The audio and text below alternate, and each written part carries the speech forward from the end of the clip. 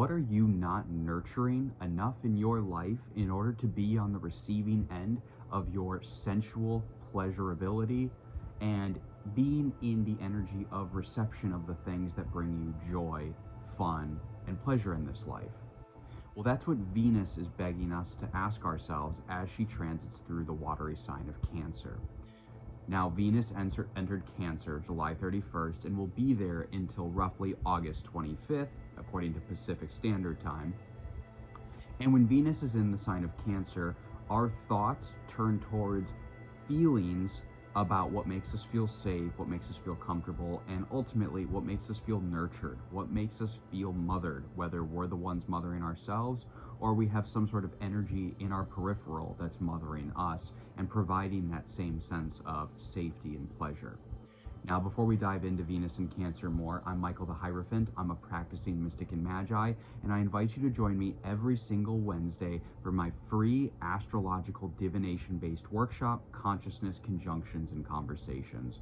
We get together on Zoom and we talk about last week's energy transits, how they manifested in our lives, both on personal and anecdotal accounts, as well as threading the storylines through the community, seeing how these transits affected us as a lot and a whole. We also look at the following week's transits, and I teach you how to look for these energies manifested in your life and where they may be taking place in your spiritual narrative.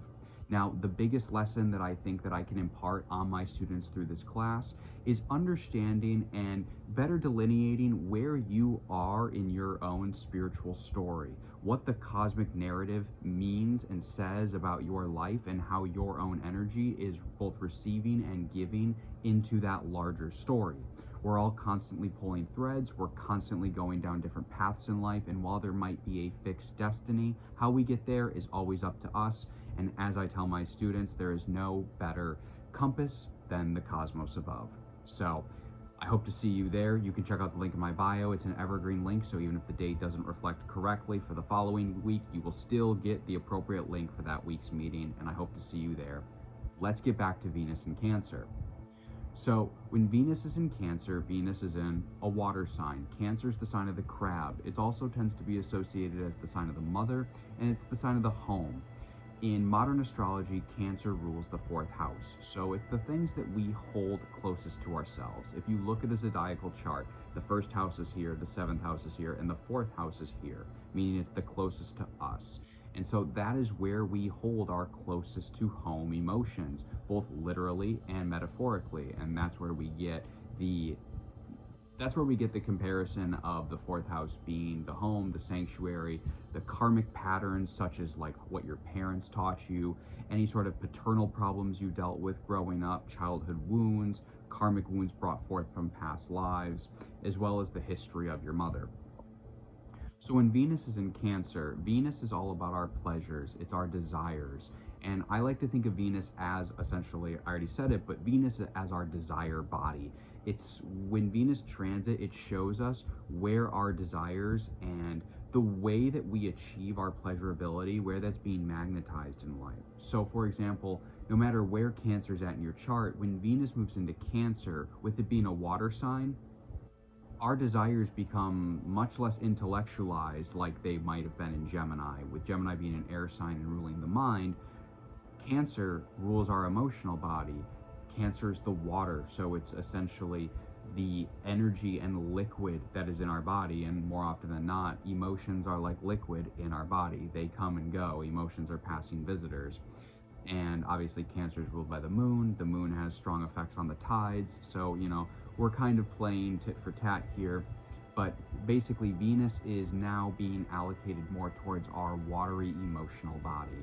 And that means that how we go about feeling that desire is going to be exactly that. It's going to be feeling. It might not even be a thought. It might not bring you back to a place. It might not be an opportunity to ground it or take action on your desires. It's literally going to be dwelling in the feeling senses of our body. And so when Venus is in Cancer, it turns us towards a spiritual prompt and a spiritual question of what in our Cancerian area of our chart, sorry y'all, Mercury retrograde still getting me, what about the Cancerian area of our chart is not being nurtured or attended to, whether you're doing the mothering or the issue needs to be mothered, in order to feel safe to be on the receiving end of our desires. Again, Venus is our desire body. And so Venus, being the divine feminine archetype, is a receiver. It's not about taking action. However, oftentimes what we'll see is aspects that happen while Venus is in transit will show us where this is out of disbalance. So for example, whenever Venus is making aspects to Mars, we are directly confronted with what area of our chart Venus is in that we should be receiving more, and what area of our chart Mars is in that we should be acting more.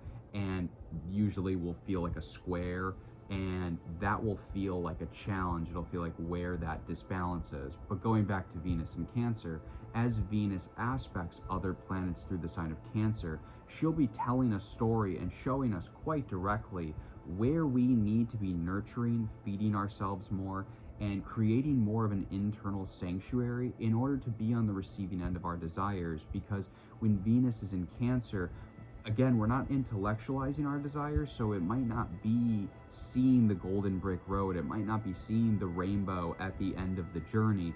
It's going to be more about feeling that, I think, like I feel like the rainbow is that way, but it's going to show you where there's disbalances and where you need to pay more attention, again, to nurturing yourself, to taking care of yourself, to building a sanctuary within the Cancerian area of your chart in order to be on the receiving end. Now, obviously, if Mars was in Cancer, which we had for way too long last year, that would kind of give us the opposite energy, where it's like, where do we need to take action in order to be mothered? Where do we need to take action in order to nurture something in our lives in that Cancerian area of our chart? But again, going back to Venus, this is all about being on the receiving end. However, just because it's a receiving energy doesn't mean that there's not action to take part in. Now, historically, I want to go back a couple more days before Venus entered Cancer, because right before Venus entered Cancer, we had this really interesting Venus sextiling Chiron, and then Chiron went retrograde. I always like to use the last transits before celestial bodies move into new signs, or celestial bodies go retrograde or station direct, to kind of give us a thematic and energetic heads up as to what lies ahead. So I want you to go back to, I believe it was July 28th, when Venus, at the tail end of Gemini, sextile Chiron, which was still in forward motion.